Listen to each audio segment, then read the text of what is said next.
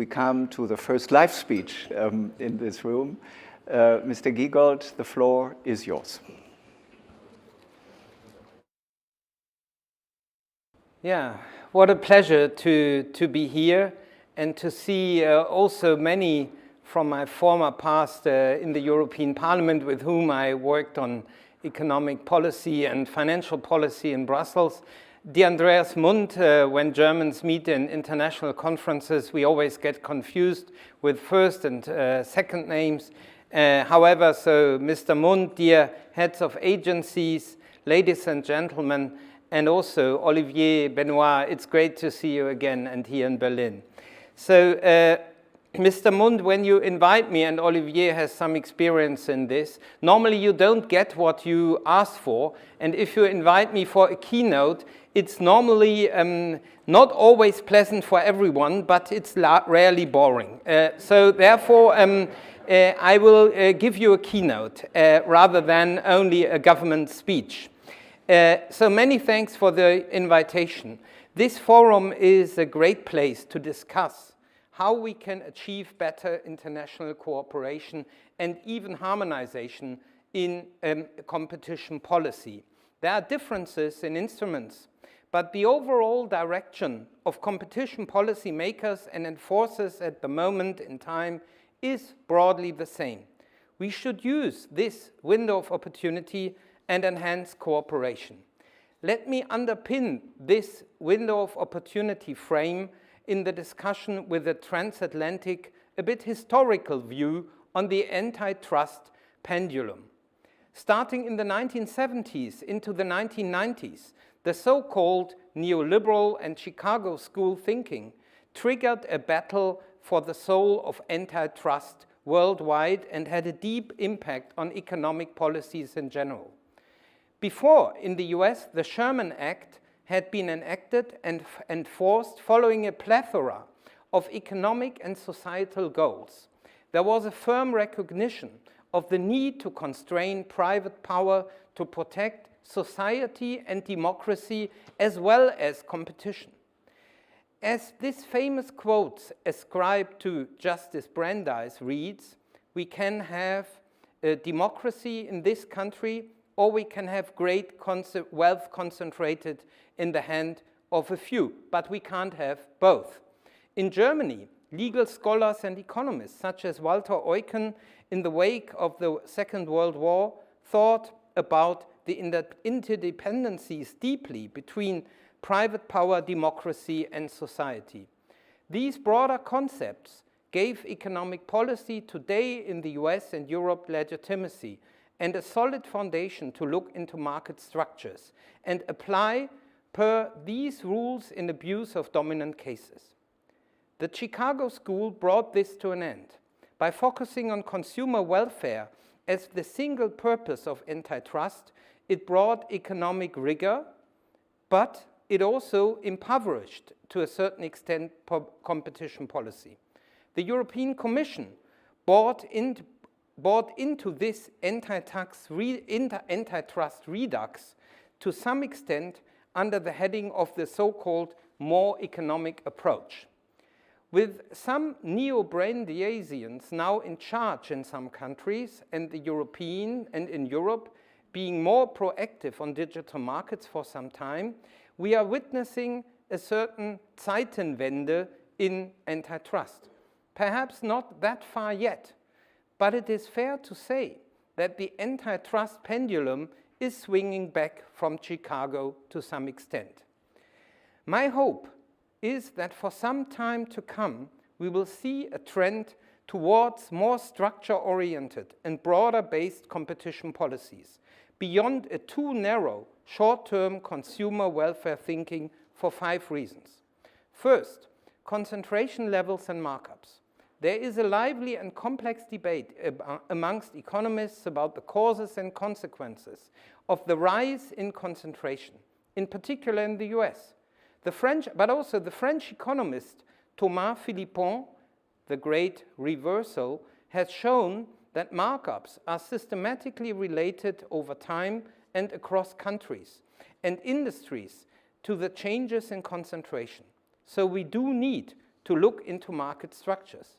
Second, the demand by voters. Citizens increasingly ask the questions to us whether states still have the power to regulate global firms. There's political momentum to raise the power question in market economies.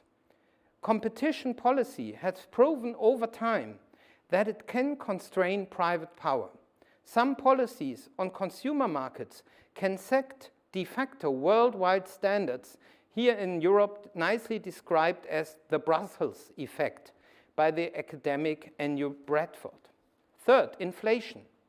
The relation between inflation and competition is not straightforward, but some mechanisms are clear. Innovation competition may dramatically reduce prices. Politically, price increases already give competition enforcers some tailwind. In some markets, exploitative pricing may be limited by antitrust action, and in competitive markets, price and tax reductions should be passed on to consumers. As a side note in this context, we have to think about the drop in leniency applications and about reinforcing the fight against cartels. Fourth, sustainability.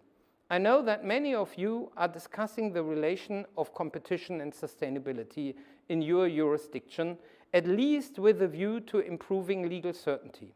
The European Union has published its draft horizontal guidelines. I see them as a starting point.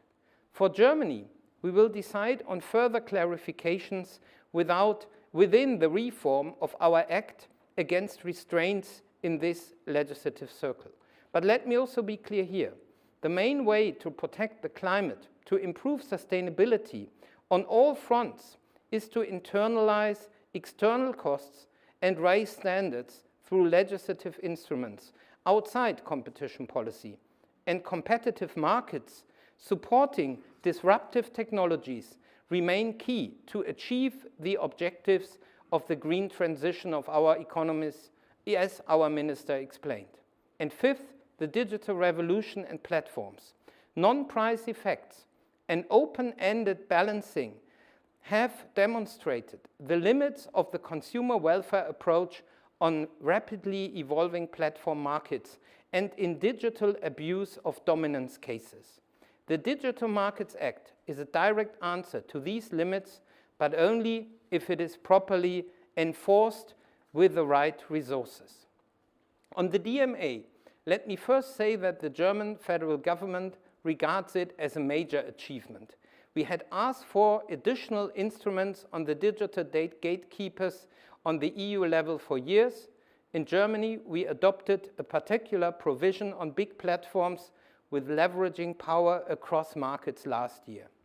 As a staunch supporter of transparency and controlling lobbying and legislative procedures, I can say that the EU legislators withstood the many efforts by the GAFA to weaken these provisions. Within the frame of our G7 presidency, I will host a workshop for policymakers on 12 October this year on the different legislative efforts on digital markets. The OECD will help us in mapping the different legislative efforts in this area.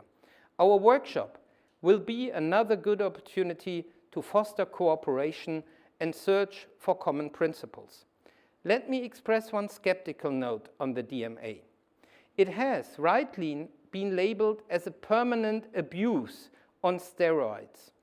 It mostly shies away from structural measures. In this regard, I put hope in our US colleagues. In my view, in the EU, we need to think about reinforcing structural measures and instruments towards better markets. One particular area where we need reinforcement is EU merger control. The number of interventions in mergers has dropped over the years.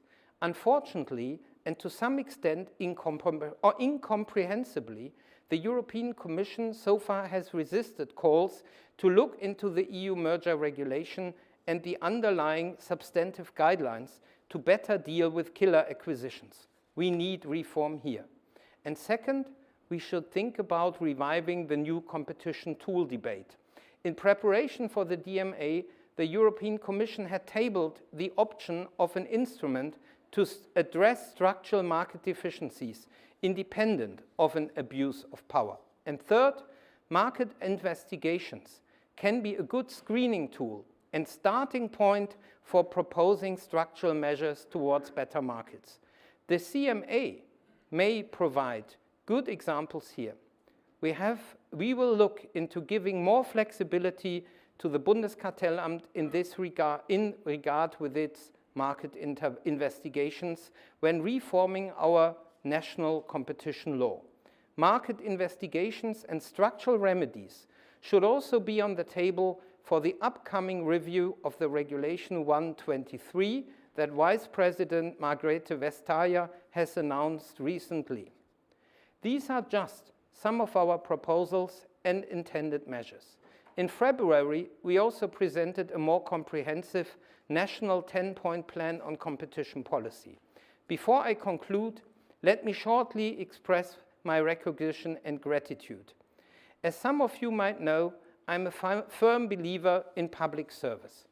I would like to thank the competition enforcers, in particular in public service, who are present here today for their hard work. You have to cope with politicians like me, who would like to see immediate market results.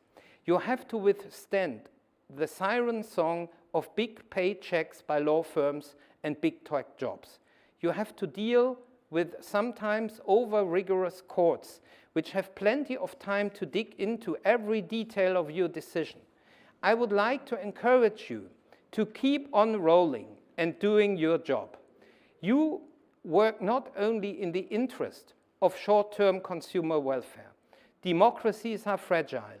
Markets are fragile.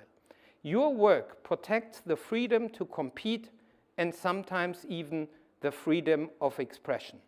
And if I may express a wish, be courageous and bold. Many thanks.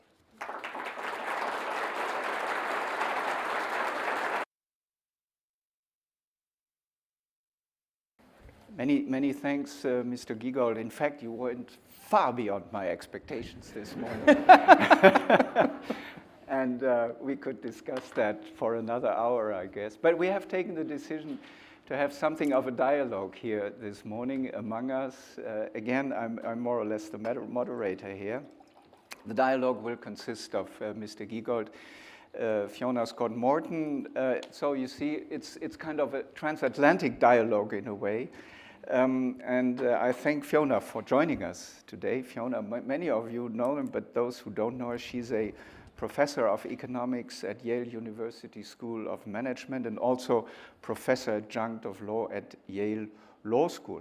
She served as the Deputy Assistant Attorney General for Economic Analysis. I think this is the chief economist of the Department of Justice from 2011 to 2012. So you see, she's really experienced, one of the leading experts in the field of digital platforms in the US also.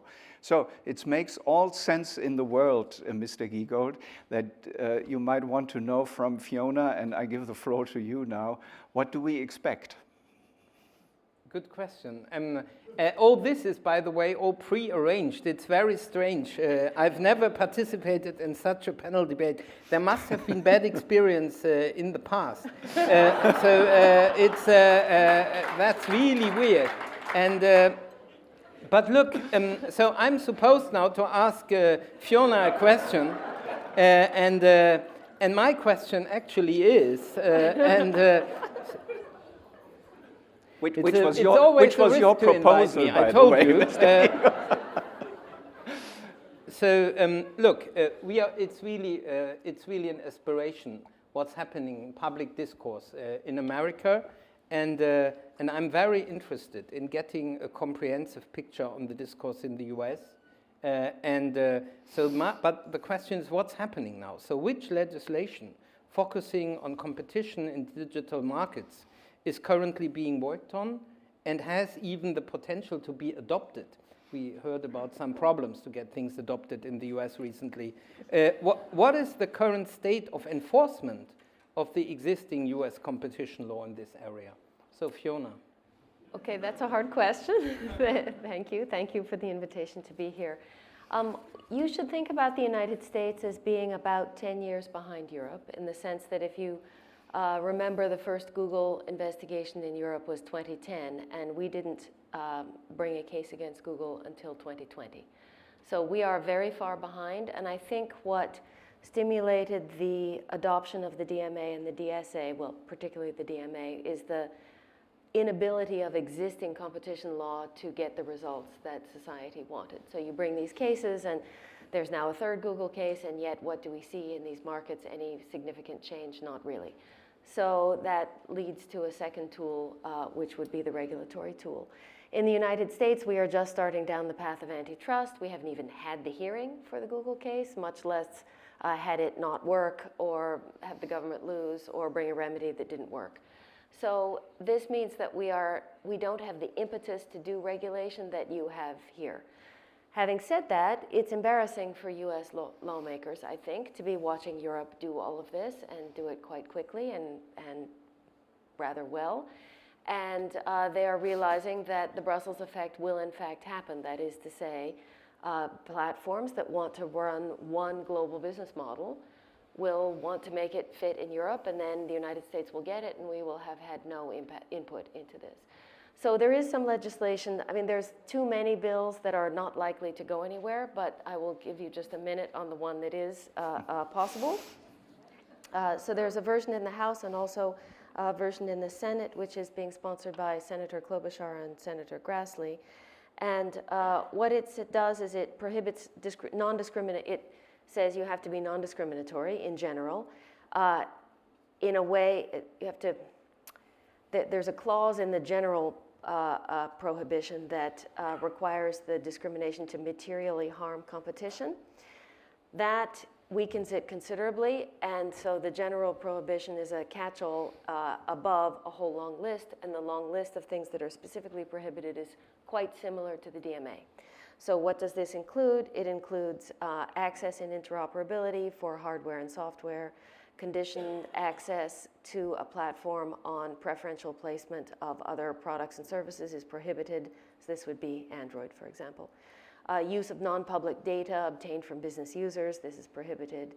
Impeding access to data by business users and portability, prohibited, portability encouraged. Neutral search is required. That would cover, of course, search engines, app stores, e-commerce. So this is obviously inspired by the DMA and duplicates it to a large degree. It does not use a regulator. The big downside to all the US laws, because we have basically a Republican Party that's adverse to anything called regulation. So all of these things run through the courts. It's a law, and if there's a violation, the public authority brings a case under the law, but there isn't a regulator to provide consistency, business certainty, and more speed. So this will not be as good as the DMA, probably. So that's the short answer to your question. Not very short, sorry. Okay, thank you. And of course, it's great to hear that you are copying now things from Europe. There's no copyright provision on it yet. It's not that great a copy. I will think about it to propose this to Margrethe Vestager, whether she might see this as an additional source of income. But but beyond that, we have this big inflation debate now everywhere in the US, in Europe. It's really shaking up politics and economic policy. So what do you think is the role of competition policy within this remit? This is a little bit complicated. In the US, there has been a narrative which I think is not correct, which is that all of a sudden we have more monopoly power or everybody got greedy and that caused inflation last year. Okay, this is not sensible. What is sensible to understand, though, is that when you have these COVID shocks that are things like a lack of chips or everybody wants a better coffee machine in their house, you have demand shocks and cost shocks like that.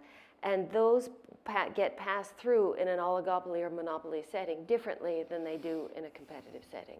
So it's clear that market structure matters for the level of inflation, but it's extremely hard to generalize what that is. What we can generally say, though, is that a more competitive market structure is more resilient. So we had a problem in the United States of very few meat packing plants, and one of them got COVID, lots of workers, and had to close, and so then we had a shortage of meat, and the other plants could not make up for it, and it seems it's very obvious that if you have 10 instead of 4, you have less of this kind of problem, and there are different technologies perhaps, or different ways of dealing with any particular shock. So that's very important. But then also, we all know, as you said in your speech, enforcing competition policy has many benefits for a society. It has better innovation for consumers, lower prices for consumers, better quality, democracy, resilience, all of these things. So yes, we should be, if somebody tells me, because of inflation, I will spend more on competition enforcement, I'll say great. But is competition enforcement our main tool to combat inflation? No, this is not the case. Now, one other thing which I think might be relevant for Germany also, we do have this potential problem, which I believe we will see investigations in, which is because of inflation, firms will say, oh, in their earnings calls, because of inflation, we are raising prices 10%. And then the rival says, oh, also because of inflation, we are raising prices 10%. And this kind of tacit collusion may be a problem in an inflationary environment, and I think we have the tools to investigate and pursue those. Excellent. Looking forward to this. But according to me now, there's now a change in the order of people who are speaking. Right. That's why it's so confusing. Yeah. So you are supposed now to ask something. It will get better and better, Mr. Giegold. Okay, so now I have a question. Because I have my instructions. So, Andreas, may I ask you, what is the experience of the Bundeskartellamt with enforcement in digital markets? And in particular, we are all interested in Section 19A of your law. Yeah, many thanks, Fiona.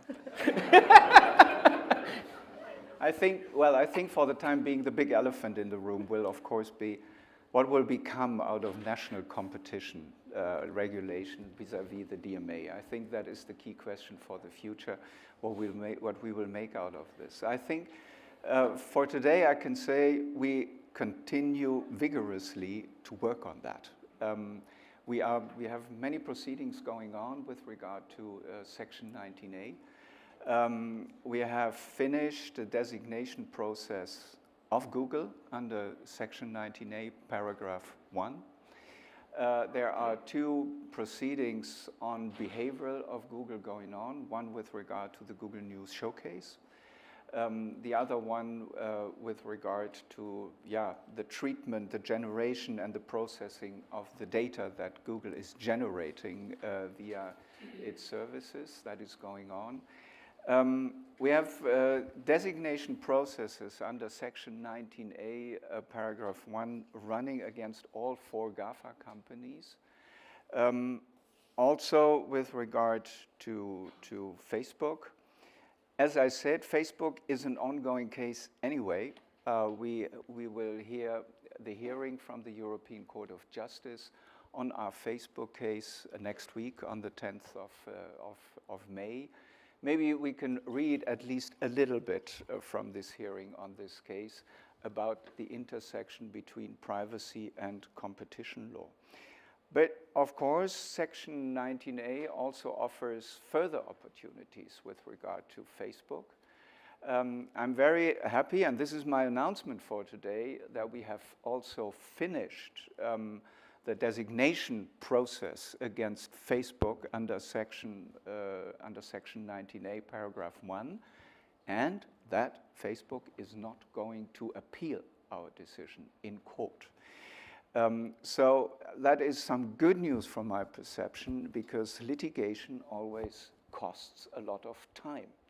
We see that with our Facebook case that is going to be negotiated before the European Court of Justice. This might be a necessary step in order to clarify, not only for Germany, but for all over Europe, what is the relationship between competition law and privacy. But of course, it costs a lot of time. And now with Google and with Facebook, we can really concentrate under Section 19A on the proceedings with regard to the behavior of Facebook and what Facebook might be doing to strengthen its own system as an ecosystem, not only in Germany, but beyond. There are other proceedings going on, also with regard to Amazon. That designation process under Section 19A, Para 1, is still ongoing.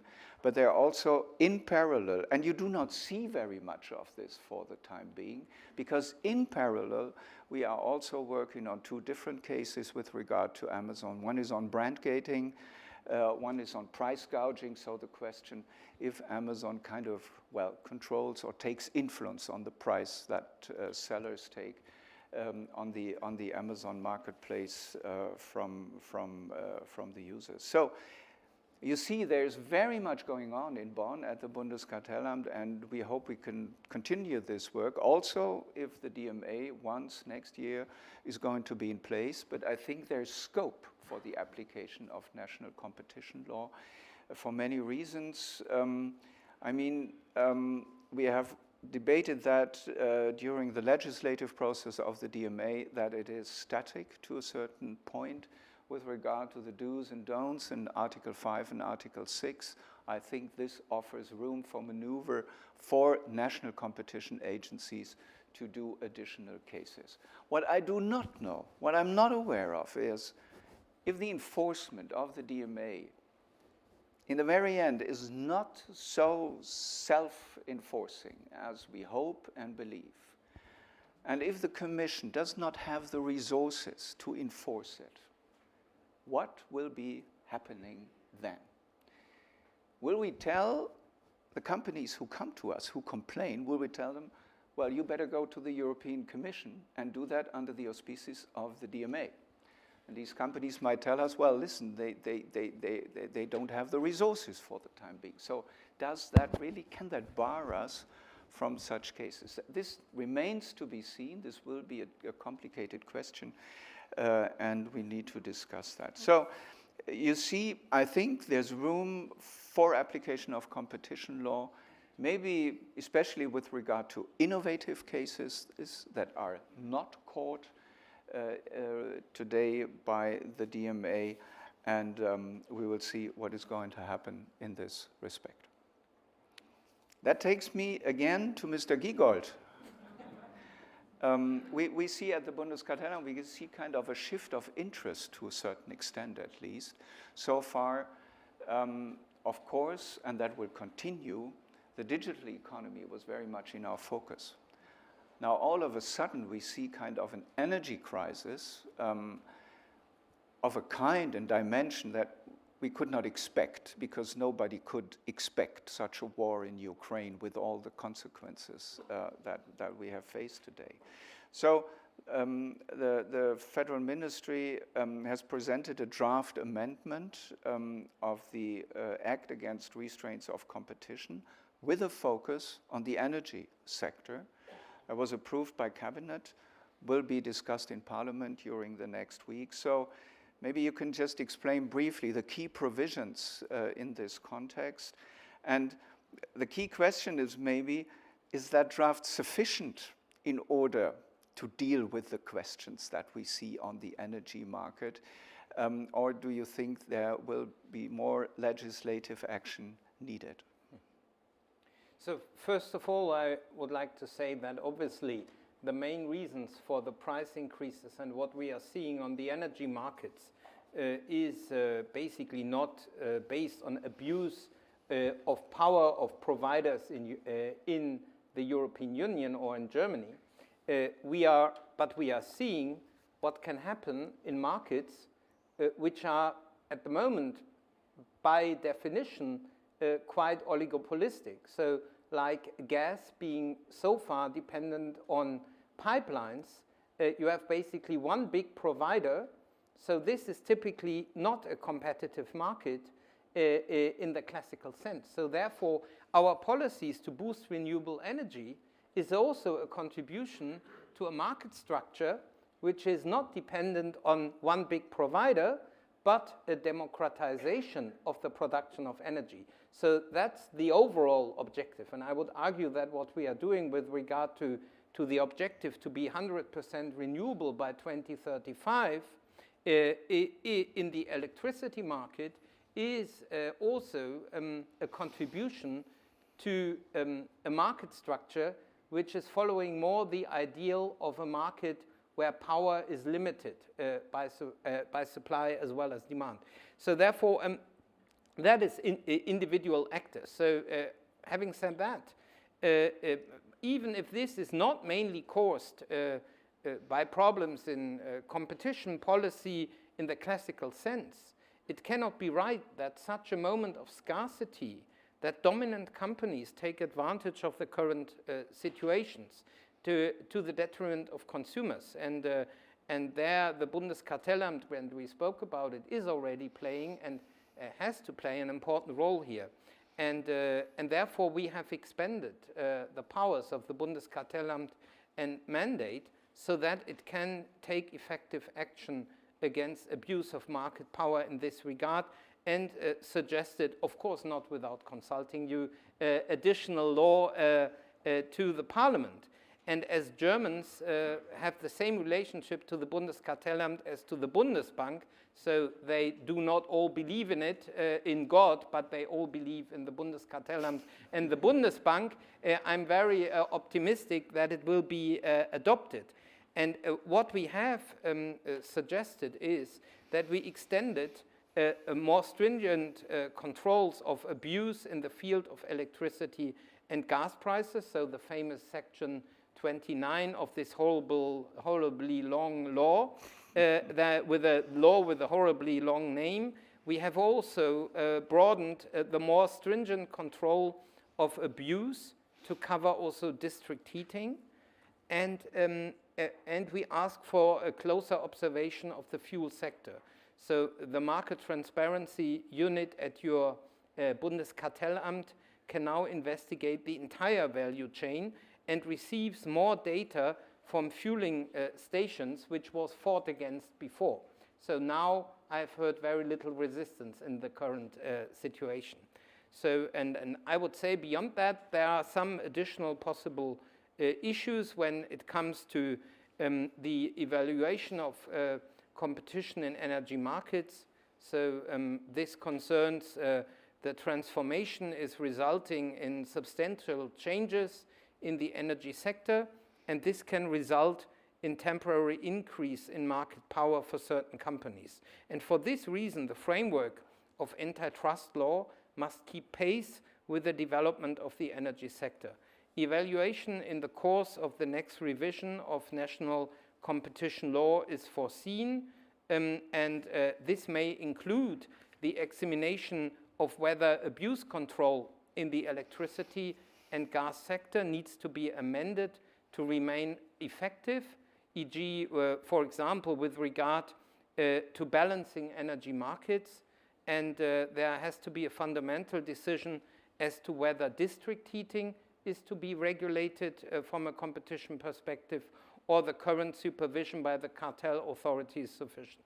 And lastly, we will review the existing measures in the oil sector and evaluate additional options. So there will be even more strengthenings of your powers, and we are all praying to you, Mr. Mundt. Many thanks, Mr. Giegold. Strengthening always sounds well. I hope you don't forget the staff that has to do it. And we're looking forward to it, and we will really do our best in this time, because I really believe that in these times of inflation and in these times where consumers see rising prices to that extent, they at least have a right to know why this is happening and what is going on in these markets. Fiona, Mr. Giegold, I thank you very much for this Q&A session, which was a bit different than it is normally. I hope you liked it as well. You enjoyed our little session. I thank you very much, and you deserve a great applause.